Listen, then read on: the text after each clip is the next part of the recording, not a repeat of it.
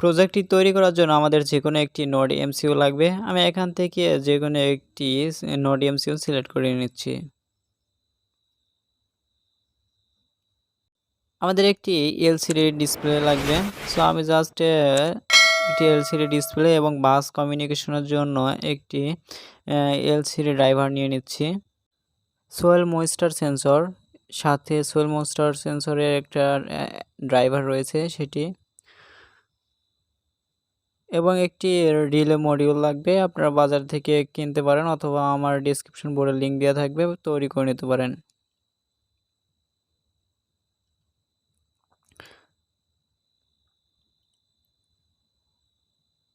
প্রথমে আমাদের ডিসপ্লেটিকে ব্রেডবোর্ডের সাথে এভাবে গেঁথে নেব। আমাদের বাস কমিউনিকেশনের জন্য আমাদের এলসিডি ড্রাইভারটিও এভাবে বসিয়ে নেব।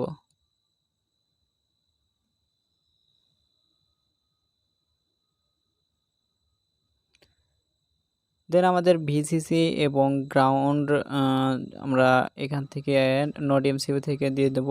আমরা যেহেতু ব্রেডবোর্ড ব্যবহার করতেছি এর জন্য গ্রাউন্ড এবং ভিসিসি একাধিক ব্যবহারের প্রয়োজন হবে, যার কারণে ভিসিসি এবং গ্রাউন্ড আমরা ব্রেডবোর্ড থেকে নিয়ে নিচ্ছি।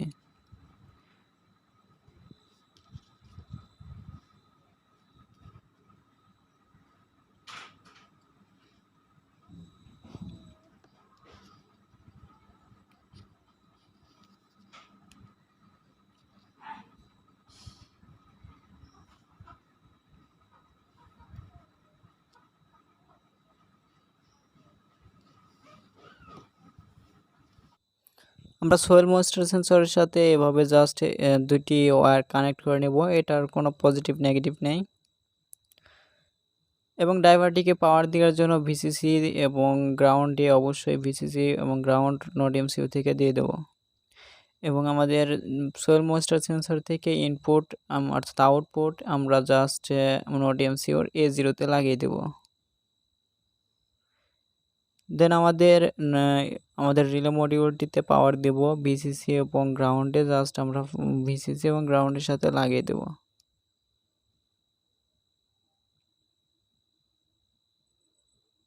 দেন আমাদের যে রিলে মডিউলের সিগন্যাল পিন আছে সেটি জাস্ট আমরা নোড এমসিইউর যে D3 পিন আছে সেটির সাথে লাগিয়ে দিচ্ছি।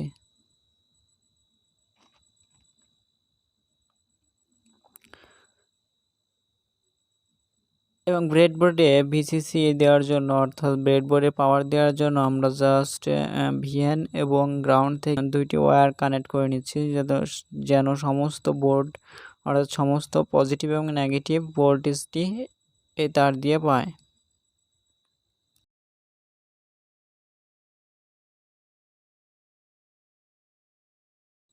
আমাদের সকল কানেকশন দেওয়া শেষ। এখন প্রোগ্রামটি আপলোড করব। প্রোগ্রাম আপলোড করার জন্য আমাদের স্ক্রিনে জাস্ট আমরা একটি ব্রাউজারে ব্লিঙ্ক লিখে সার্চ করব। প্রথমে একটি ওয়েবসাইট আসবে ব্লিঙ্ক আইওটি, এটাতে ক্লিক করব। দেন আমাদের স্টার্ট ফ্রিতে ক্লিক করব। এরপর এখানে একটি মেইল দেব, ক্রিয়েট অপশন সাইন আপ করে নেব মেইল দিয়ে।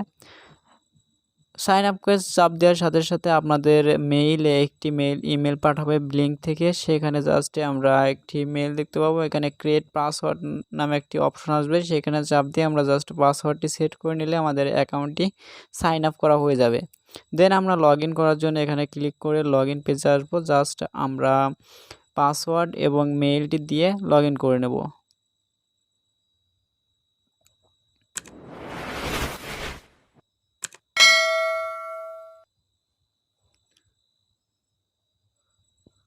লগ ইনে ক্লিক করার পরে আপনার পাসওয়ার্ডটি সেভ করতে পারেন অথবা না করতে পারেন, এবং এখান থেকে এরকম শো করবে আপনাদের ইন্টারফেস। এখানে বাম পাশে টেমপ্লেট অপশনে ক্লিক করার পরে নিউ টেমপ্লেটে ক্লিক করবেন। ক্লিক করার পরে এখানে জাস্ট আপনাদের টেমপ্লেটের নেমটি দিয়ে দেবেন। আমি স্মার্ট গার্ডেন দিয়ে দিচ্ছি। এখানে আমাদের ESP8266 ব্যবহার করতেছি এবং এই পাশে ওয়াইফাই থাকবে। দেন ক্রিয়েট।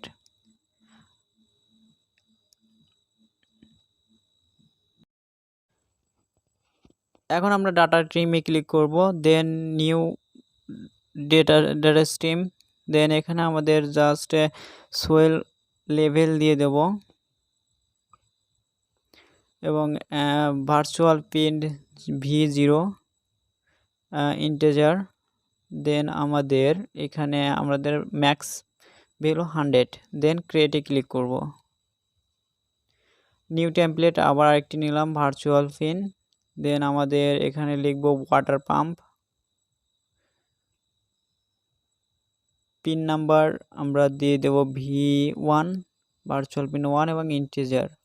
দেন আমরা ক্রিয়েটে ক্লিক করব। ব্যাস আমাদের দুটি ডাটা স্ট্রিম তৈরি শেষ। এখন আমাদের ওয়েব ড্যাশে ক্লিক দেব। ওয়েব ড্যাশে ক্লিক দেওয়ার পর সুইচ একটি নিয়ে নেব মোটরের জন্য এবং গায়রোজ যেটা আছে সেটা জাস্ট আমরা লেভেলটা দেখার জন্য এখানে ক্লিক করব। এটা আমরা পজিশন অনুযায়ী সাজিয়ে নেব। এখন এটার উপর হোভার করলে দেখবেন একটা সেটিং আইকনস আসবে, সেই সেটিংয়ে ক্লিক দেব। ক্লিক দেওয়ার পর এখানে জাস্ট এটা এখানে এরকম থাকবে এবং আমাদের এখানে সোয়েল লেভেল যে v0 আছে সেটা সেট করে দিতে হবে। ওকে, দেন আবার সুইচের উপর হোভার করলে সেটিং আইকন আসবে, এখানে ক্লিক করে জাস্ট এখানে পালস v1 করে দেব এবং এখানে আমরা অন এবং অফ লিখে দেব। তাহলে আমাদের সুইচের ন্যায় আচরণ করবে এবং এখান থেকে সুইচের পজিশন লেফট রাইট করতে পারি। আমি জাস্ট লেফটে রেখে দিলাম। দেন ওকে, আমাদের মোটামুটি কাজ শেষ। এখান থেকে জাস্ট ব্লিঙ্ক অ্যাপ্লিকেশনটি ডাউনলোড করে নিতে পারেন অথবা সরাসরি আপনারা প্লে স্টোর থেকে ডাউনলোড করে নিতে পারেন। এখন জাস্ট মাস্ট বি এখানে সেভে ক্লিক দিতে হবে, অন্যথায় কিন্তু এটি সেভ হবে না। অবশ্যই সেভে ক্লিক করতে হবে। এখন আমাদের এই সার্চ বারে ক্লিক করতে হবে। দেন নিউ ডিভাইস। দেন নিউ ডিভাইসে ক্লিক করার পর এখানে জাস্ট আমাদের একটি নেম সিলেক্ট করবেন। সেটা সিলেক্ট করার পরে এই পেজে চলে আসবে। এখানে দেখুন আমাদের যে বাম পাশে যে হচ্ছে তথ্য দেওয়া আছে সেটা হচ্ছে আমাদের এই প্রজেক্টের আইডি এবং অথর টোকেন। এখন আমাদের এই কোডটি ওপেন করতে হবে। এই কোডটির লিঙ্ক আমি ডেসক্রিপশন করে দিয়ে দেবো, আপনারা জাস্ট ডাউনলোড করে ওপেন করবেন। ওপেন করার পর এখানে আপনাদের যে অথর টোকেন আছে সেটি সেট করতে হবে। জাস্ট আপনারা যে ওয়েবসাইট থেকে ব্লিঙ্ক ওয়েবসাইট থেকে অ্যাকাউন্টটি খুললেন, এখানে আপনারা এই যে এই লিঙ্কটা পেয়ে যাবেন। এই লিঙ্কটা শুধুমাত্র এতটুকু কপি করার পরে জাস্ট আপনারা ওই যে কোডটি আছে সেই কোডে যে এই জায়গা অথর টোকেনের জায়গা শুধুমাত্র পেস্ট করে দিবেন এবং যে আমার SSID আছে এটা আপনাদের ফোনের হটস্পট নেম অথবা আপনাদের রাউটারের যে নেমটি আছে সেই নেমটি দিয়ে দেবেন। দেন নিচে যে পাস লেখা আছে সেখানে জাস্ট আপনাদের ওয়াইফাই অথবা হটস্পটের পাসওয়ার্ডটি লিখে দিবেন। দেন কোডের কোনো পরিবর্তন করতে হবে না, জাস্ট আমরা এখান থেকে যে প্রফেশনস আছে সেখানে ক্লিক করে আমাদের ESP8266 এর জন্য যে লিঙ্কটি আছে সেটি পেস্ট করবেন এবং ম্যানেজ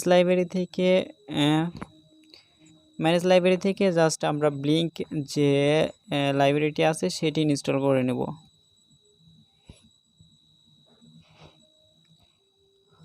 ব্লিঙ্ক লেখার পরে যে এরকম একটি লাইব্রেরি আসবে সেটা জাস্ট আমরা ইনস্টল করে দেবো। ইনস্টলে ক্লিক করলে পরে ইনস্টল হয়ে যাবে। আমার এটা ইনস্টল আছে এই জন্য ইনস্টলেড দেখাচ্ছে, আপনারা করে নেবেন। এখন আমাদের কাজ শেষ। বোর্ড সিলেক্ট করবেন, আপনাদের কোন ESP ব্যবহার করতে চান সেটি সিলেক্ট করে দেবেন। আমি যেহেতু জেনারেল ESP8266 ব্যবহার করতেছি এই জন্য আমি এটি সিলেক্ট করতেছি। দেন পোর্ট নাম্বারটা ঠিক আছে কিনা একটু চেক করে নেবেন। এরপরে জাস্ট আপলোডে ক্লিক করে দেবেন, দেন আপলোড হয়ে যাবে।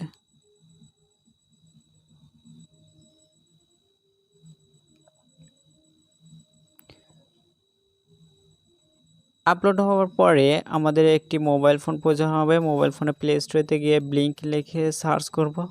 দেখবেন যে ব্লিঙ্ক IoT একটা প্রজেক্টে আপনার অ্যাপ্লিকেশন আসবে, সেটা জাস্ট ইনস্টল করে নেব।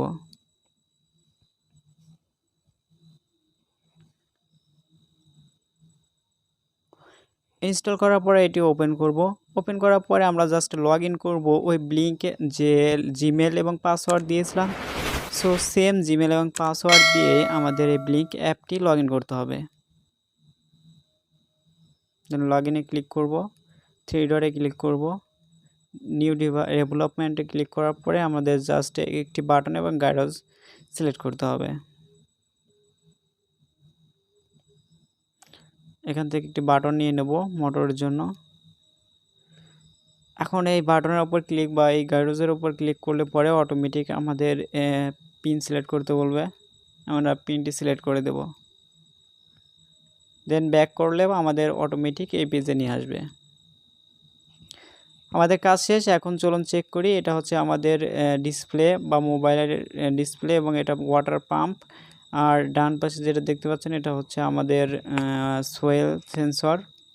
দেখুন আমাদের ডিসপ্লেতেও কিন্তু এখন সোয়েল সেন্সরটি আমরা মাটির ভিতর দিলে ডিসপ্লের কিন্তু মান আমরা কম বেশি দেখতে পাচ্ছি। এটা কিন্তু পৃথিবীর যে কোনো প্রান্ত থেকে দেখতে পাবো। এবং এখানে যে ডিসপ্লেটি ব্যবহার করেছে সেখানেও কিন্তু আমাদের কতটুকু আর্দ্রতা আছে মাটিতে ততটুকু কিন্তু আমাদের এটাতে দেখতে পাবো এই ডিসপ্লেতে ম্যানুয়ালিভাবে।